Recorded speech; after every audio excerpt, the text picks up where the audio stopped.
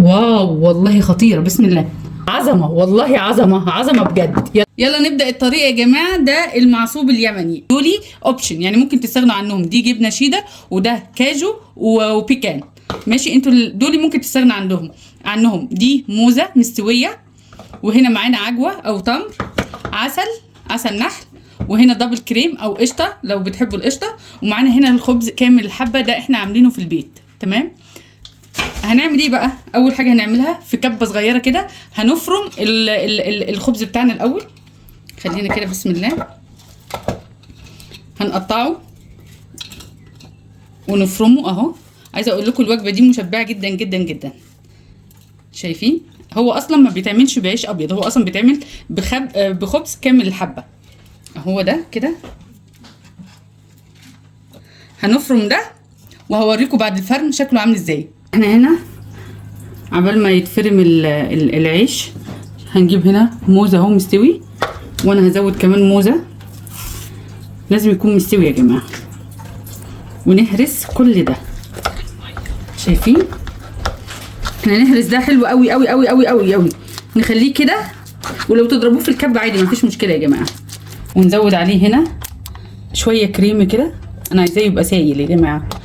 ونقلب كل المكونات دي، نقول بسم الله ونقلب نقلب نقلب. شايفين؟ انا بقى عايزاه بالطراوه دي كلها. وتعالوا نشوف هنعمل ايه في العيش بتاعنا اللي احنا فرمناه في الكبه. لايك وشير.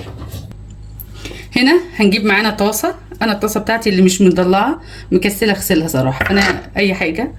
وهنا هتستخدموا زبده او سمنه بلدي. انا هنا زبده مملحه، وانا عايزه يكون الطبق بتاعي فيه ملح شويه. فاحنا هنا هننزل بالزبده بتاعتنا، وبعدين هنعمل ايه؟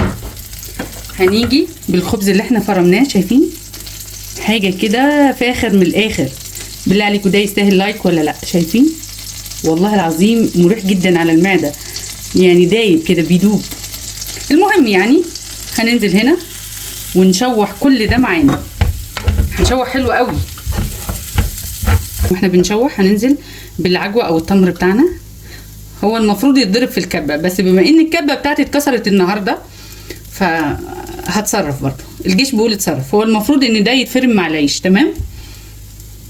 نقطع كده بقى ايه، نشوح وهو هيسيح مع العيش، ونقدر نهرسه كده نورمال. بس لما يسيح بقى هوريكم الشكل النهائي. وكده بعد ما ساح معانا التمر مع الخبز اتحمص، هننزل بالموز اللي احنا هرساه مع شويه قشطه. هننزل كده ونسيب شويه لا سخن. شايفين؟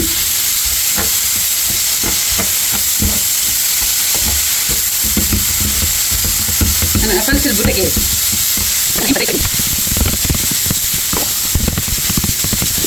انا عندي هنا شايفين عايزين نقرب. دي هنا الخبز اتشرب من كل شيء. خلينا بقى نشوف هنقدمه ازاي.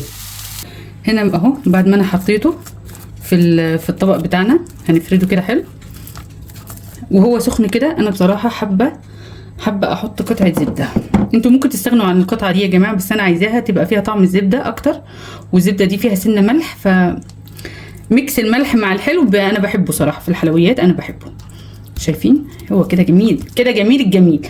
وهنضيف عليه هنا، انا باقي معايا معلقتين بس شويه كده. ايوه، وندوب.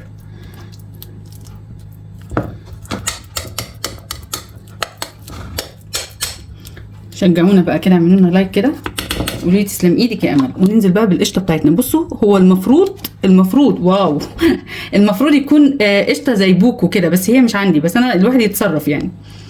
ماشي كده يا جماعه. شايفين؟ بصوا والله العظيم انا بعمل كده بس عشان تتغلغل تدخل ما بينها. شايفين حاجه والله عظمه عظمه عظمه عظمه. تعالي ادخلي. المطاعم ما بيعملوهاش بالشكل ده. وهنعمل ايه بقى دلوقتي؟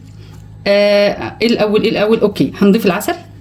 يعني الترتيب ده مش مهم، يعني هنضيف العسل كده وما نكترش، لان هي اصلا كلها موز وعجوه. وبالمناسبه دي بقت معايا ما حطيتهاش. وهنضيف معانا هنا البيكان. انتوا عايزين يا جماعه تشيلوا المكسرات براحتكم جدا يعني. ماشي، بس يعني منظر كده. وبرده لما بيكون فيها قرشه بتبقى حاجه حلوه صراحه. شايفين يعني اديها ما ترحمهاش اهو. ودي يعني بتعدل الطعم شويه، يعني شويه بسيطه، رشه كده خفيفه. وعشان بقى ايه لزوم الاجرام نحط رشه من الصبح، من على الوش نحط رشه كده بس. ايه رايكم؟